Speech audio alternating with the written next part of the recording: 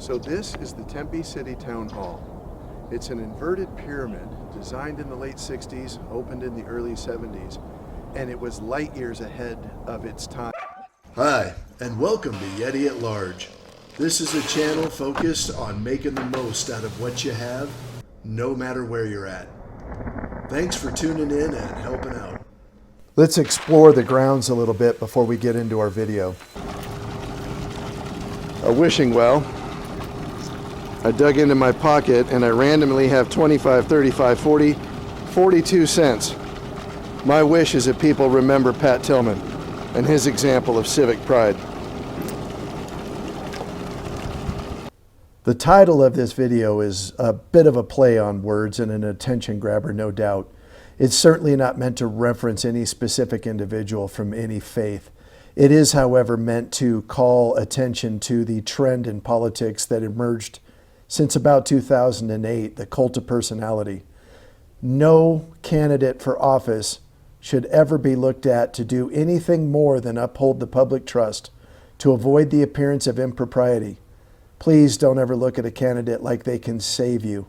The most they can do is enact policies and make decisions that get out of your way and enable you to live the best life ever with maximum freedom and maximum responsibility. So while we're talking about the midterm elections, we're focusing on the concepts of leadership. And that's the reason, growing up here in Tempe, I've always looked at this building as a metaphor for leadership. We've shown you in many pictures how it's an inverted pyramid and it comes down to a point. Now the Christians and the Jews and the Muslims will tell you, let the greatest among you be the least. The more leadership responsibility that you have, the less you're climbing to the top of that pyramid, and the more you're asking to be down here in the basement with the weight of the entire organization above you. Now there's not a lot of discussion put into that in the official record of this building, but have a hard time seeing it any other way. Most of you have had some form of responsibility in leadership, supervisory. I've been a department director, I've been a sergeant, I've carried my fair share of water. And I know what that burden feels like. Being a department director and standing there having 128 people look at you knowing their paycheck and their livelihood depends on my ability to do my job. It has broken my heart in the last 2 election cycles to watch the public discourse unfold on both sides of the aisle. I don't care for the term left wing or right wing. There's really no such thing in the big picture. You either have total government, statism, socialism, communism, fascism, or you have no government, anarchy. We were designed to be somewhere in the middle, floating back and forth as a representative republic. I have heard so many people do so much name calling on both sides of the aisle, and I'm not excusing either and I'm not dismissing both. The point is, didn't your mama teach you it's not right to call people names? And you know, the thing is, when you start with the name calling and the insults and the nasty memes and trying to really shut down an honest discussion about the process and what the collective electorate is seeking. And I would challenge those that want to hurl the insults, the slings and arrows. I want to challenge you people. Have you even looked at the actual process? Do you understand the mechanics of elections? Do you know what your party, your candidate, your platform, do you really know what it is? Do you know, has there been results versus what's projected? Do you really know that? I'm suspicious most don't. Instead of hurling insults and telling people that they lost or they're destroying America or this, that, or the other thing, why not go directly to the source and find a point where you can have an impact to the good, to the positive, to move the discussion towards what you want, not to drag it away from where it is. We need to recognize that the resources we have at our disposal are scarce and precious. And of those, the highest item that we can cover is a sense of civic pride, civic discourse, and community. Unite. Find something that unites. Division, divisiveness. When you hurl those insults, when you try to put somebody down, even if you to your core believe that that program, that party, that philosophy, those principles are damaging our country, our state, our city, our community.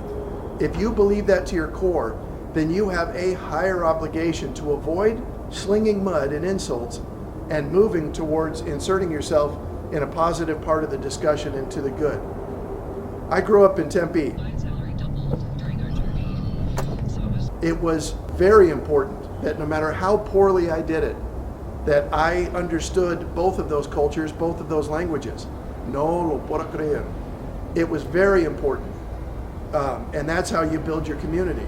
I love Guadalupe. It's a great little place. If you're anywhere in the valley or you haven't looked at it, I dare you to go check it out.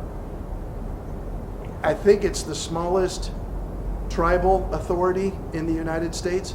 Could be wrong on that. But it's a very special place. So the burdens of leadership, the weight of the entire organization bearing down on you, does not dismiss anybody from their collective responsibility to carry their fair share of the water. Consider this model for leadership. Consider it for your contribution and your participation in the political spectrum. This has been awful this year. It has utterly broke my heart. Think about it this way. The opponents of your liberty, the opponents of your self-determination, think of a topic where your liberty is on the table this election cycle. There's a lot of them. Think of a topic where your ability to prosper, to flourish, to thrive is on the table. The economy, medical choices, citizenship, voting rights. Keep going down the list, there's several. Privacy. Think of that topic and ask yourself, do you really understand what you align yourself with, what their position is, and what their loyalties are? I'll tell you right now, you have no idea what my political identity is. I'm a registered independent, have been for years, but I'm capable of voting in either direction because I follow individuals. The opponents of your liberty and self-determinance do not necessarily arrive wearing a red shirt or a blue shirt out of principles. Oftentimes, those opponents arrive unsummoned, bearing gifts, and wearing a flag du jour as camouflage. I can think of many examples right now. I go back to my first awakening to this was the Patriot Act. You really know what was in that and how much of that it took away from us? I don't necessarily align myself with either of the two major parties right now. I've been a registered independent for years, and I strongly thought that if an overwhelming majority of the electorate did that, there would be no party that would assume loyalty, would calculate support. They would all have to work based on merit, a meritocracy. That's how it should work. Catch Chappelle's monologue on Saturday Night Live recently. This is fall of 22, right after the midterm elections. I don't like that phrase, midterm. Ask a 2-year representative if they feel like that's midterm. Look at Chappelle's monologue. Talks about Trump, whether you love him or hate him. He said the quiet part out loud, and it shocked the world, and they've been trying to destroy him ever since. So we come to a place where we're looking at this election cycle. We're utilizing a leadership metaphor here.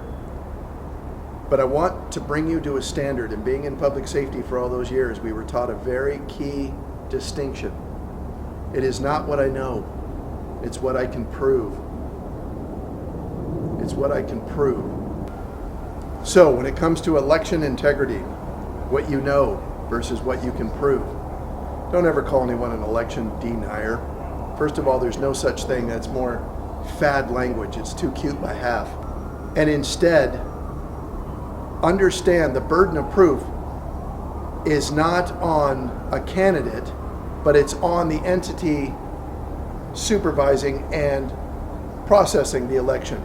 The burden of proof is for, in Arizona, for the elections committee to satisfy the curiosity, the claims, the questions, the doubts of the electorate and the candidates. It's their burden of proof to satisfy that question: was this election valid? Was there integrity? Is it verifiable? That's their burden of proof. The burden of proof is not on the other side for a candidate or a voter or a member of the community to prove they didn't do it right. It's their job.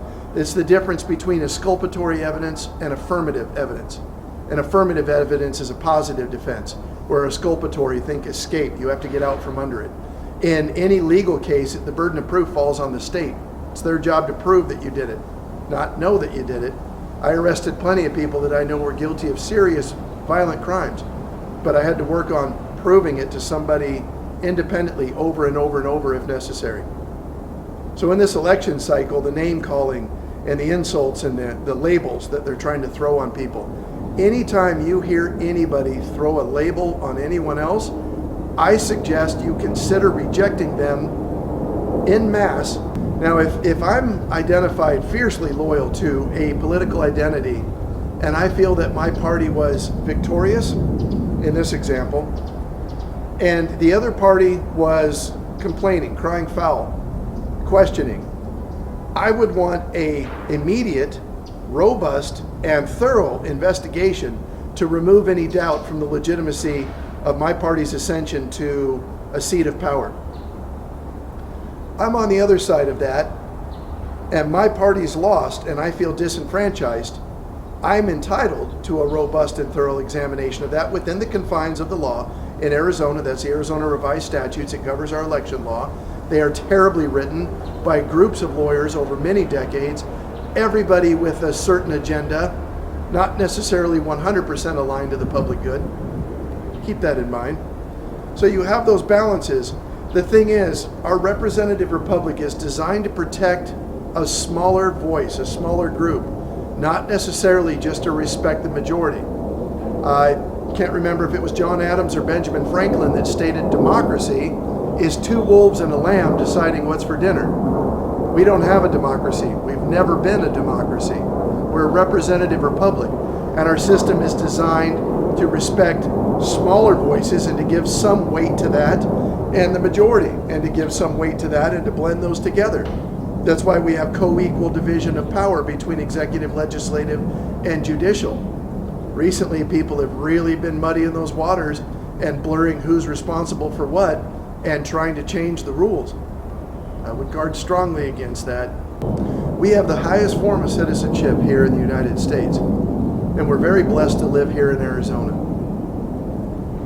This form of citizenship empowers us, obligates us to make sure that our voice is heard and to stand up and to do our part, to participate. As a voter, your one vote puts you at the base of that pyramid and makes you responsible for the entire system. Now, one vote can't sway the whole system, but if you look at it that it's your responsibility to be part of the remedy, the positive force for good.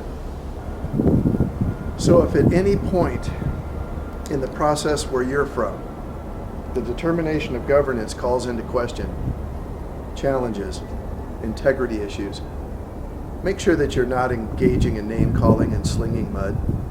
It doesn't help anything, and the cost is far greater to you as an individual than you've ever imagined. If you're going to raise a challenge here in the United States and specifically in Arizona, understand that that challenge must be rooted, grounded, provable in the language of the Arizona Revised Statutes, ARS. I'm sure there's a code of conduct in your municipality that you could refer to. So let me give you something specific that you can sink your teeth into. If you want to call names, if you want to sling mud, if you want to call somebody the big L, tell them to go away. Instead, move to those terms within the statutes that govern your municipality. There's specific measurable language in there that you can use to support your position and to make an argument to the positive. Remember the three big M's: misfeasance, malfeasance, and nonfeasance. Nonfeasance is when you're in a position and have a duty to act and you do not. Nonfeasance, you're supposed to do something in your official capacity under the color of law. Misfeasance, you did the wrong thing. Malfeasance, you did harm intentionally. Those are gross oversimplifications. You can look those legal terms up. But no one understands those. Because if Instead of calling somebody a name, you say, actually, you're incorrect based on this statute, under these definable terms, with this specific set of numbers, facts, location, situations. That turns it from an insult to remedy. And let's meet on a battlefield of ideas where principle-centered decisions will move civil discourse forward.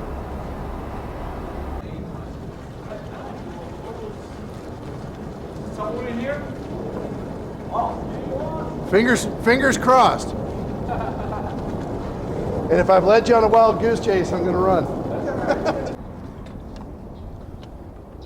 So I was watching the meter, and the cool thing is somebody left this ticket on the ground, and it gave me almost 50 minutes on it. But I was watching the meter because this expires at 9:55. So I walked over here to get my ticket at 9:54. Bought it for 2 more hours. If I don't use it all, I'll leave this ticket on the ground for the other person. I'm all done. I'm heading out. I just wanted to say thank you.